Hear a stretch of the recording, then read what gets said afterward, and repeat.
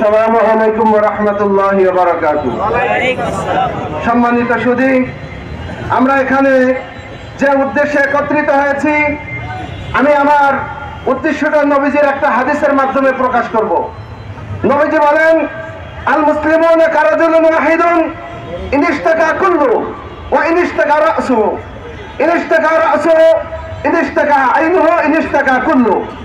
নবীজি বলেন, সমস্ত মুসলিম মিল্লাত একটা বডি দেয়, এবং যদি কোনো মানুষের মাথায় আঘাত লাগে, এই আঘাত যেমন সারা দেহ অনুভব করে, ঠিক তেমনি ভাবে আমরা আমাদের সাইফুল ইসলাম আলিফ ভাইয়ের হত্যার প্রতিবাদে আমরা এখানে জড়ো হয়েছি।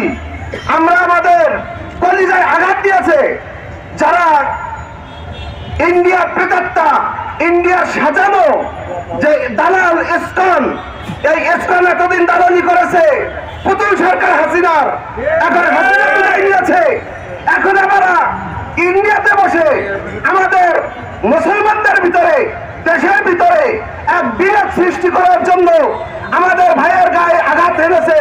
ভাইয়ের গায়ে আঘাত হেনে নাই, পুরো মুসলিম মিল্লাতের কলিজার উপর আঘাত হেনেছে। আমি আমাদের অন্তর্বর্তীকালীন সরকারকে জানাতে চাই, এই সন্ত্রাসী সংগঠন ইসকনকে 24 ঘন্টার ভিতরেই বয়কট করতে হবে, নিষিদ্ধ ঘোষণা করতে হবে। নিষিদ্ধ ঘোষণা করে না হয়, তাহলে এই দেশবাসী এই সরকারের উপরে খেপে যাবে।